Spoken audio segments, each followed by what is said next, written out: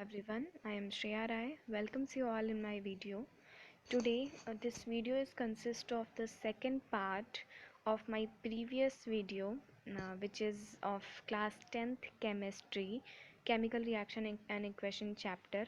पिछले वीडियो में हम लोगों ने देखा था कि केमिकल रिएक्शन क्या होता है, केमिकल इक्वेशन क्या होता है, केमिकल रिएक्शन और केमिकल इक्वेशन को किस तरीके से रिप्रेजेंट किया जाता है, क्या क्या पॉइंट्स को याद रखना नेसेसरी होता है। फ्रेंड्स, अगर आप लोगों ने मेरी वो वीडियोस नहीं देखी है तो पहले वो वीडियोस देख लें, फिर ये वीडियोस देखें। उसके लिंक मैंने डिस्क्रिप्शन बॉक्स में डाल रखी है, उसे आप वहाँ से देख सकते हैं। इस वीडियो में हम आज पढ़ाई करेंगे बैलेंसिंग केमिकल इक्वेशन की, कि किसी भी केमिकल इक्वेशन को बैलेंसिंग किस तरीके से बैलेंस करते हैं या बैलेंसिंग करने का क्या ज़रूरत होता है। तो first of all we should know that what balancing chemical equation is. So friends, हम किसी भी केमिकल रिएक्शन को जब बैलेंस करते हैं तो उस केमिकल रिएक्शन को बैलेंस करने के लिए सबसे मेन चीज़ जो हमारे दिमाग में होती है वो ये होती है कि रिएक्टेंट और प्रोडक्ट के अंदर इन्वॉल्व जो एलिमेंट्स हैं उनका क्वांटिटी या फिर वो जो एलिमेंट्स इन्वॉल्व है वो रिएक्टेंट में और प्रोडक्ट में क्या होने चाहिए, सेम होने चाहिए। ये बैलेंसिंग केमिकल इक्वेशन का एक मेन पॉइंट है। कल मैंने आप लोगों को अपने प्रीवियस वीडियो में जो पार्ट 1 की वीडियो है उसमें मैंने आप लोगों को बताया था कि किसी भी केमिकल रिएक्शन के दो पार्ट्स होते हैं। एक होता है रिएक्टेंट का पार्ट और दूसरा होता है प्रोडक्ट का पार्ट। रिएक्टेंट का पार्ट जो होता है, रिएक्टेंट यानी कि जो इनिशियल पॉइंट जहाँ जिन चीज़ों को मिला के रिएक्शन किया जा रहा है, और प्रोडक्ट यानी कि फाइनल रिजल्ट जो as a product, as a result जो चीज़ें बनी वो प्रोडक्ट होती हैं। बीच में एक एरो उन्हें डिफ्रेंशिएट करती है और वो हमेशा फॉरवर्ड डायरेक्शन में होती है। तो कल ये मैंने आप लोगों को अपनी वीडियो में बताया था। यहाँ हम देख रहे हैं किसी भी केमिकल इक्वेशन को, किसी भी केमिकल रिएक्शन को बैलेंस करने के लिए एक जो मेन इंपॉर्टेंट पॉइंट है वो ये है कि लेफ्ट हैंड साइड यानी कि रिएक्टेंट के अंदर प्रेजेंट एलिमेंट्स का क्वांटिटी हमेशा राइट हैंड साइड यानी कि प्रोडक्ट में प्रेजेंट एलिमेंट्स के बराबर होनी चाहिए। अब ऐसा क्यों, ऐसा क्या रीज़न है कि ऐसा होता है, ऐसा या ऐसा होना चाहिए? वो इसलिए क्योंकि फ्रेंड्स, प्रीवियस क्लासेस में आप लोगों ने केमिकल कॉम्बिनेशन के कुछ लॉज पढ़े होंगे। केमिकल कॉम्बिनेशन के लॉज के बेसिस पे भी मैं एक वीडियो बनाऊंगी फर्दर, वो बात की बात है। लेकिन कौन कौन से मेन लॉज हैं केमिकल कॉम्बिनेशन के? Friends, there are main 3 laws of chemical combination. First one is law of conservation of mass, second one is law of constant proportion, and third one is law of multiple proportion। तो यहाँ हमें law of conservation of मास को देखना है। Law of conservation of मास क्या कहता है कि किसी भी केमिकल रिएक्शन में कभी भी मैटर को न ही तो क्रिएट किया जा सकता है और न ही हम उसे पूरी तरीके से डिस्ट्रॉय कर सकते हैं। मैटर को हर केमिकल रिएक्शन में सिर्फ एक फॉर्म से दूसरे फॉर्म में क्या कर सकते हैं, कन्वर्ट किया जा सकता है। उन्हें टोटल क्रिएट या टोटल डिस्ट्रॉय हम नहीं कर सकते हैं। जैसे एग्जांपल यहाँ देखिए, आयरन और वाटर का रिएक्शन हुआ है, Fe and H2O both are reacted to each other to form Fe2O3 and H2 gas. Okay, यहाँ जो Fe2O3 और H2 गैस जो बना है ये हमने इसको क्रिएट नहीं किया, हमने इसको इसी Fe और इसी H2O के साथ एक अलग तरीके से ट्रांसफॉर्म करके एक नया सब्सटेंस, एक नया केमिकल चेंज लाया जो केमिकल रिएक्शन के नाम से जाना गया। तो लॉ ऑफ कंजर्वेशन ऑफ मास यही कहता है कि किसी भी केमिकल रिएक्शन में कभी भी कोई भी मैटर न तो क्रिएट किया जा सकता है और न ही हम उसे क्या कर सकते हैं, डिस्ट्रॉय कर सकते हैं। हम उसे सिर्फ एक फॉर्म से दूसरे फॉर्म में कन्वर्ट कर सकते हैं। तो लॉ ऑफ कंजर्वेशन ऑफ मास के हिसाब से LHS जो है वो हमेशा किसके इक्वल होना चाहिए, RHS के इक्वल होना चाहिए, यानी कि राइट हैंड साइड के इक्वल होना चाहिए। जब LHS यानी कि रिएक्टेंट जो है वो RHS यानी कि प्रोडक्ट के इक्वल होगा तो इनकी क्वांटिटी हमेशा लॉ ऑफ कंजर्वेशन ऑफ मास को क्या करेगी, फॉलो करेगी। जैसे एग्जाम्पल में आप यहाँ देख रहे हैं कि आयरन जब वाटर के साथ रिएक्शन कर रहा है तो Fe2O3 बना रहा है और H2 गैस रिलीज कर रहा है। यहाँ पे ये एक बैलेंस केमिकल इक्वेशन नहीं कहला सकता। क्यों नहीं कहला सकता?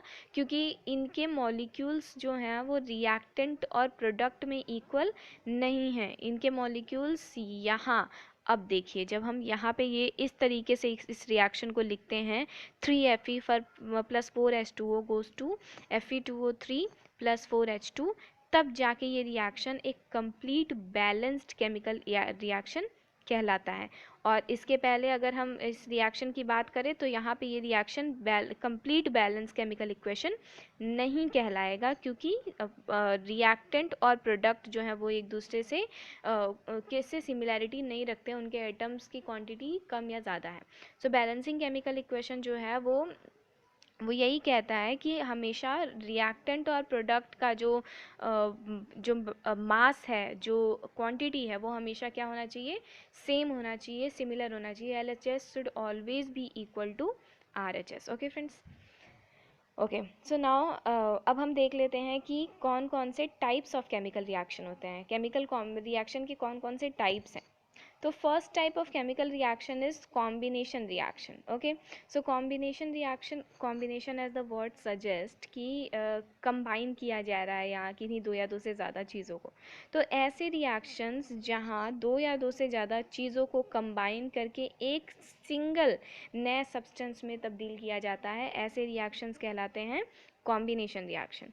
तो कॉम्बिनेशन रिएक्शन जैसे फॉर एग्जांपल यहाँ आप देख सकते हैं कि कैल्शियम ऑक्साइड को वाटर के साथ रिएक्ट कराया गया है कैल्शियम हाइड्रोक्साइड बनाने के लिए। Okay, so calcium oxide is one reactant, water is another reactant, whereas calcium hydroxide is one single product here. Okay, so यहाँ कॉम्बिनेशन रिएक्शन का एक परफेक्ट एग्जाम्पल देखने को मिल रहा है। कॉम्बिनेशन रिएक्शन क्या कहता है कि the reaction in which two or more than two substance combine to form a single product is known as combination reaction. यहाँ कैल्शियम ऑक्साइड वाटर के साथ रिएक्शन करके क्या बना रहा है, हमारा कैल्शियम हाइड्रोक्साइड बना रहा है, और यहाँ कैल्शियम हाइड्रोक्साइड जो है वो एक सिंगल रिएक्टेंट की सिंगल प्रोडक्ट की तरह आया है।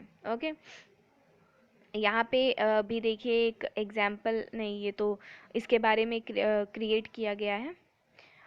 यहाँ पे इसके बारे में बताया गया है कि कैल्शियम हाइड्रोक्साइड जो है वो उसे वाइट वॉशिंग, जो हम वॉल्स की, हमारे घर में दीवार की वाइट वॉशिंग, इसका यूज़ है कि हम वाइट वॉशिंग करते हैं कैल्शियम हाइड्रोक्साइड का इस्तेमाल करके। ठीक है, जब भी ये कार्बन डाइऑक्साइड से रिएक्ट करता है कैल्शियम कार्बोनेट बनाने के लिए, कैल्शियम कार्बोनेट बनाता है। यहाँ पे भी देखिए ये एक रिएक्शन आपको देखने को मिलेगा। फ्रेंड्स, मैं आप सभी लोगों को एडवाइस करूँगी कि ये रिएक्शन आप बैलेंसिंग केमिकल इक्वेशन की तरह घर पे अपने आप प्रैक्टिस करते रहें और रिएक्शंस करते रहें। ओके, या the second type of chemical reaction is exothermic reaction. Exothermic reaction क्या होता है? Exothermic reaction is the reaction in which heat is release along with the formation of product.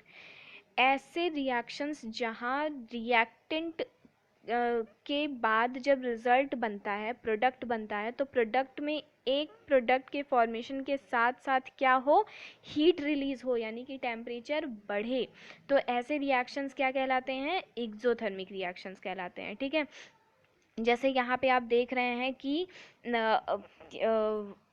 Methane जो है वो रिएक्शन कर रहा है ऑक्सीजन के साथ। तो मीथेन जब ऑक्सीजन के साथ रिएक्शन कर रहा है तो ये carbon dioxide as a product बना रहा है, और ये वेपर के फॉर्म में वाटर रिलीज कर रहा है। तो यहाँ जो वाटर गैस के फॉर्म में, वेपर के फॉर्म में है, ये एक तरीके से एक्सोथर्मिक रिएक्शन का एग्जाम्पल है। ठीक है, अब डीकम्पोजिशन रिएक्शन पे आते हैं। The second one is third one is decomposition reaction. Decomposition reaction क्या होता है? डीकम्पोजिशन रिएक्शन अब डीकम्पोज का मतलब होता है टूटना।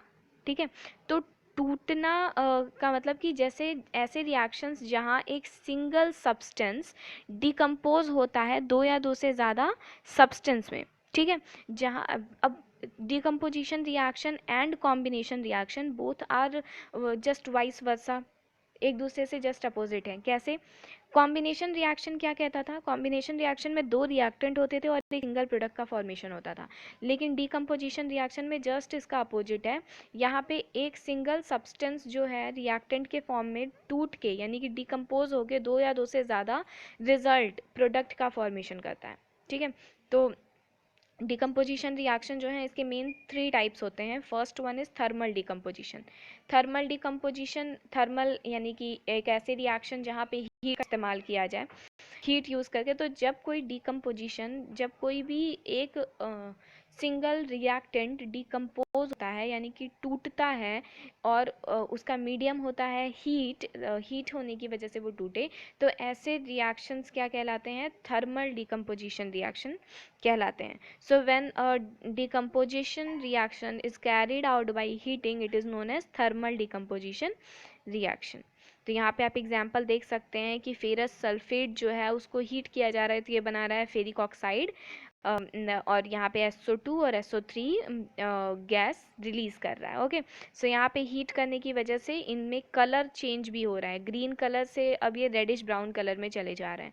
तो यहाँ पे आप ये जब हम कैरेक्टरिस्टिक्स ऑफ केमिकल रिएक्शंस पढ़ रहे थे तो हमने देखा था कि चेंज इन कलर एक ऑब्जर्वेशन होता है कि किसी भी केमिकल रिएक्शन को देखने का। तो यहाँ पे आप उसका एक एग्जांपल ये देख सकते हैं कि यहाँ पे हमारे रिएक्टेंट का जो कलर है वो हमारे प्रोडक्ट में क्या हो गया? चेंज हो गया। ओके, यहाँ पे कुछ और भी एग्जांपल्स दिए हुए हैं, ये आप स्टडी करते रहें। Okay, The second one is electrolytic decomposition reaction। Electrolytic decomposition reaction क्या होता है कि जब कोई भी decomposition reaction इलेक्ट्रिक करंट यानी कि इलेक्ट्रिसिटी पास करा कर की जाए, तो ऐसे रिएक्शंस जो होते हैं वो क्या कहलाते हैं? इलेक्ट्रोलिटिक डिकम्पोजिशन रिएक्शन कहलाते हैं। जैसे यहाँ वाटर को किस में इलेक्ट्रिसिटी पास करा के किस में तोड़ा गया? हाइड्रोजन में और ऑक्सीजन में तोड़ा गया। ये एक डिकम्पोजिशन, वाटर एक सिंगल रिएक्टेंट था जिसे दो प्रोडक्ट यानी H2 में और O2 में, हाइड्रोजन में और ऑक्सीजन में कन्वर्ट किया गया। यहाँ देखिए ये सेटअप आप देख सकते हैं, यहाँ पे एक प्लास्टिक मग है, यहाँ पे वाटर एज इलेक्ट्रोलाइट लिया गया है और इलेक्ट्रिसिटी सेल्स लगाए, बैटरी लगाई, इसे कनेक्ट करके यहाँ पे इलेक्ट्रिसिटी पास कराई गई है। और जब हम देखते हैं इलेक्ट्रिसिटी पास जब होती है तो हम देखते हैं कि ये वाटर जो है वो हाइड्रोजन में और ऑक्सीजन में कन्वर्ट होके कलेक्ट हो जाता है। तो ये इलेक्ट्रोलिटिक डिकम्पोजिशन रिएक्शन का एक एग्जाम्पल है जो आपको ये बताता है कि इलेक्ट्रोलिटिक डिकम्पोजिशन रिएक्शन कैसे होता है। फर्दर क्लासेस में भी आप या फर्दर इन चैप्टर्स में भी आप पढ़ेंगे कि इलेक्ट्रोलिटिक रिएक्शंस कैसे होते हैं, तो उसके बारे में आपको ज़्यादा नॉलेज आगे की वीडियोज़ में मिलेगी। Third decomposition reaction is photolytic decomposition reaction. Photolytic decomposition reaction का मतलब है कि जब कभी कोई डिकम्पोजिशन रिएक्शन सनलाइट की प्रेजेंस में या फिर लाइट की प्रेजेंस में किया जाता है, वो ऐसे रिएक्शंस क्या कहलाते हैं? फोटोलिटिक डिकम्पोजिशन कहलाते हैं। यहाँ पे जैसे आप एग्जांपल देख रहे हैं कि ये सिल्वर क्लोराइड है, AgCl है, ये इसको हम सनलाइट की प्रेजेंस में सिल्वर और क्लोरीन गैस में डिकम्पोज कर दे रहे हैं। यहाँ पे भी वाइट कलर से किस में कन्वर्ट हो रहा है? ग्रे कलर में कन्वर्ट हो रहा है। तो इस एग्जाम्पल को भी आप चेंज इन कलर के तरीके से देख सकते हैं। तो यहाँ पे ये one reactant is converted into two product because of the light। तो ये 3 तरीके के डिकम्पोजिशन रिएक्शन हम लोगों ने देखे। कौन कौन से? थर्मल डिकम्पोजिशन रिएक्शन देखा, इलेक्ट्रोलिटिक डिकम्पोजिशन रिएक्शन देखा और फोटोलिटिक डिकम्पोजिशन रिएक्शन देखा। ओके, अब the next reaction is endothermic reaction। Endothermic reaction is what? Endothermic reaction is just opposite to the exothermic reaction। ऐसे रिएक्शंस जहाँ पे जैसे the reaction which require energy in the form of heat, light और electricity are known as endothermic reaction. Endothermic reactions ऐसे reactions होते हैं जहाँ पे हीट को या लाइट को या एनर्जी को एज का रिक्वायरमेंट होता है रिएक्शन चलाने के लिए, तो ऐसे रिएक्शंस इंडोथर्मिक रिएक्शंस के नाम से जाने जाते हैं। ठीक है, तो यहाँ पे क्या होता है कि हीट रिलीज नहीं होता है। एक्सोथर्मिक रिएक्शन में क्या होता था कि हीट रिलीज होता था, यानी कि प्रोडक्ट का टेम्परेचर बढ़ता था, लेकिन यहाँ हीट रिलीज नहीं होता है। तो ऐसे रिएक्शंस जो होते हैं वो इंडोथर्मिक रिएक्शन के नाम से जाने जाते हैं। Third one, next one is displacement reaction. Displace करना, डिस्प्लेस का मतलब है कि किसी एक चीज़ का, किसी एक पर्टिकुलर सब्सटेंस का पोजीशन एक्वायर कर लेना डिस्प्लेसमेंट कहलाता है। तो डिस्प्लेसमेंट रिएक्शन का मतलब है कि the chemical reaction in which an element displace another element from its solution. अब ऐसा क्या होता है, कैसे कोई एक एलिमेंट दूसरे एलिमेंट को उसके सॉल्यूशन से डिस्प्लेस कर सकता है। जैसे यहाँ पे आप एग्जांपल देख रहे हैं कि कॉपर सल्फेट जो है उसका रिएक्शन हो रहा है Fe, मतलब Fe जो है उसका रिएक्शन हो रहा है कॉपर सल्फेट से, और प्रोडक्ट बन जा रहा है FeSO4 और कॉपर। यानी कि इस Fe ने क्या किया, आयरन ने कॉपर को उसके पर्टिकुलर कंपाउंड से डिस्प्लेस करके अपना कंपाउंड बना लिया और उसको अलग निकाल दिया। ठीक, ऐसा क्यों हुआ? ऐसा इसलिए हुआ क्योंकि कॉपर जो है वो आयरन से रिएक्टिविटी में कम है। आयरन की रिएक्टिविटी कॉपर की रिएक्टिविटी से क्या है, ज़्यादा है। रिएक्टिविटी का मतलब होता है कि आप अपने आगे के चैप्टर मेटल नॉन मेटल जो चैप्टर है उसमें आप पढ़ेंगे रिएक्टिविटी क्या होता है कि जब भी हर एक एलिमेंट की रिएक्टिविटी अलग अलग होती है। जो एलिमेंट जितना ज़्यादा रिएक्टिव होता है वो एलिमेंट उतना ज़्यादा तेज़ी से प्रोडक्ट फॉर्मेशन कर सकता है। यहाँ iron due to the high reactivity is able to displace copper from its compound, इसके कंपाउंड से उसको डिस्प्लेस करने की एबिलिटी रखता है और फिर अपने आप का उसी के साथ कंपाउंड बनाने की कैपेसिटी रखता है और कॉपर को डिस्प्लेस कर देता है। So simply displacement reaction is a type of reaction in which the interchange of ions takes place. Ions का इंटरचेंज होता है। जैसे Fe अगर हम देखें यहाँ पे इन एलिमेंट्स को इनके आयंस में हम अगर आयोनाइज करते हैं तो क्या होता है, ये होगा Fe पॉजिटिव। यहाँ इसको अगर हम डिसोसिएट करेंगे तो ये आएगा Cu पॉजिटिव और SO4 निगेटिव। ठीक है, और FeSO4 यहाँ पे भी ये होगा पॉजिटिव निगेटिव पॉजिटिव। तो यहाँ पे यहाँ क्या होगा कि ये जो पॉजिटिव आयन है ये इस पॉजिटिव आयन को डिस्प्लेस करके इसके साथ अटैच हो जाएगा। यहाँ पे रिएक्टिविटी ज़्यादा होने की वजह से ये डिस्प्लेसमेंट अकर करता है, जहाँ मोस्ट रिएक्टिव आयन जो होता है वो अपने से लीस्ट रिएक्टिव आयन को उसके कंपाउंड से डिस्प्लेस करके अपना नया कंपाउंड बनाता है और उसको अलग डिस्प्लेस कर देता है। तो displacement reaction is a type of reaction in which an element displays another elements from its solution. Okay.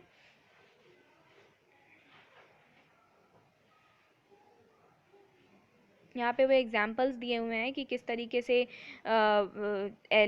कोई भी लीस्ट रिएक्टिव एलिमेंट जो है वो हाईली रिएक्टिव एलिमेंट से किस तरीके से डिस्प्लेस कर दिया जाता है और अपने सॉल्यूशन से निकाल दिया जाता है। जैसे यहाँ एक दूसरा एग्जाम्पल दिया गया है कि जिंक मेटल है, जिंक मेटल का रिएक्शन जो है वो किसके साथ कराया गया है, जिंक मेटल का रिएक्शन कॉपर सल्फेट के साथ कराया गया है। तो यहाँ पे जिंक सल्फेट का फॉर्मेशन हो रहा है और कॉपर डिस्प्लेस हो जा रहा है। सेम यही चीज़ यहाँ पे भी हो रही है जैसी आयरन के साथ हुई थी। रिएक्टिविटी का मतभेद है, जो जितना ज़्यादा रिएक्टिव होगा वो उतना ज़्यादा दूसरे अपने से कम रिएक्टिव मेटल को उसके उसके कंपाउंड से डिस्प्लेस कर सकता है और प्रोडक्ट का फॉर्मेशन कर सकता है। Now next one is double displacement reaction. Double displacement reaction is also as same as displacement reaction, बस यहाँ पे क्या होता है कि displacement reaction में एक element दूसरे कंपाउंड में से एक आयन को डिस्प्लेस कर रहा होता था। यहाँ दो कंपाउंड्स रिएक्टर में भी होते हैं, दो कंपाउंड्स प्रोडक्ट में भी होते हैं। A reaction in which two different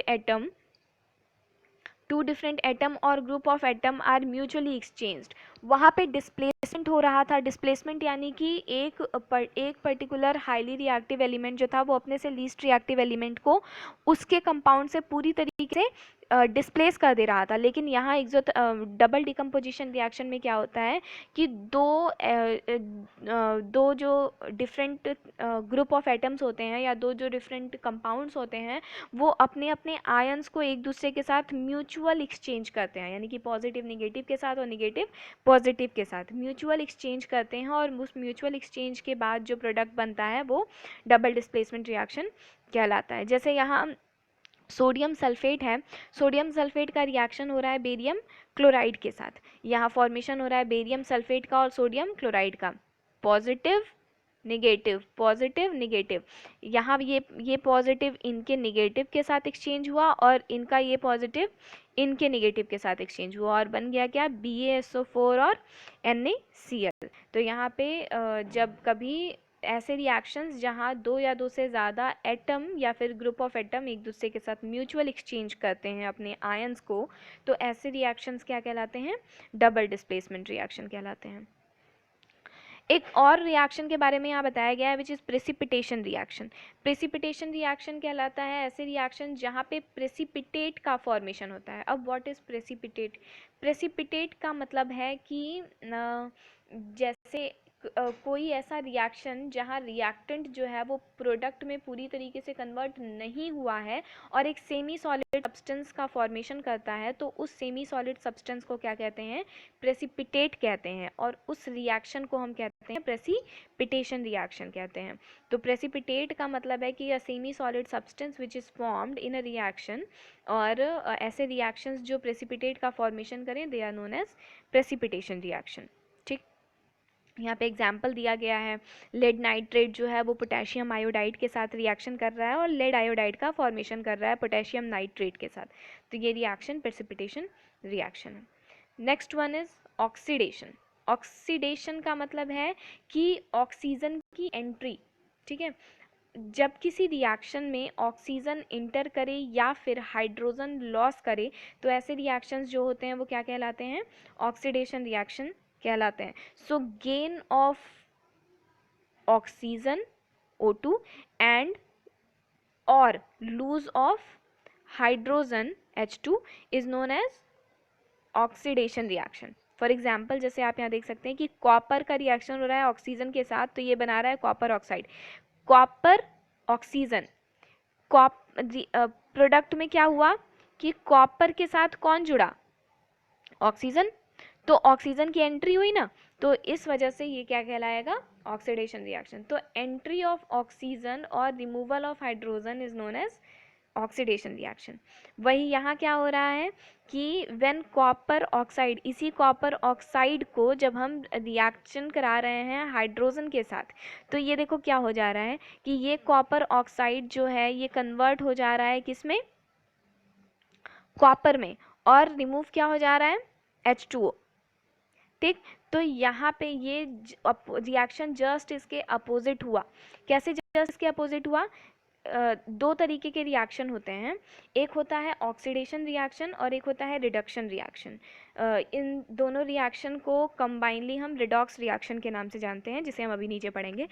oxidation reaction का मतलब होता है ऑक्सीजन की एंट्री और हाइड्रोजन का रिमूवल, और रिडक्शन रिएक्शन का मतलब होता है जस्ट इसका वाइस वर्सा, यानी कि हाइड्रोजन की एंट्री और ऑक्सीजन का या ऑक्सीजन का रिमूवल। तो यहाँ पे हमने ये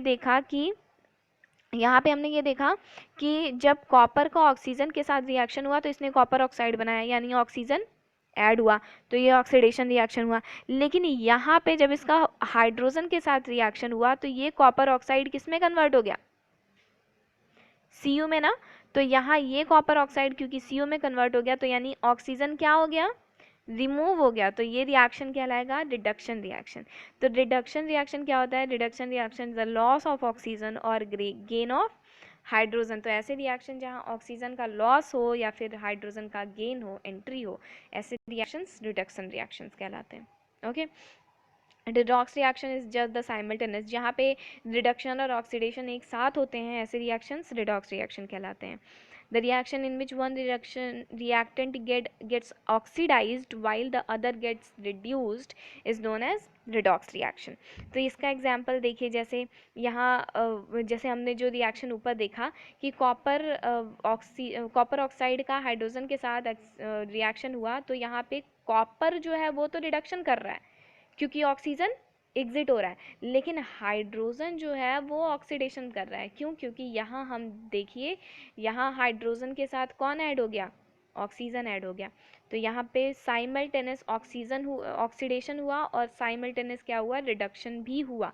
सो this reaction will be known as redox reaction. तो ऐसे रिएक्शंस जहाँ एक रिएक्टेंट रिड्यूस करता है और दूसरा रिएक्टेंट ऑक्सीडाइज करता है, ऐसे रिएक्शंस को क्या कहते हैं हम, ऑक्सीडेशन रिएक्शन के नाम, सॉरी, रिडॉक्स रिएक्शन के नाम से जानते हैं।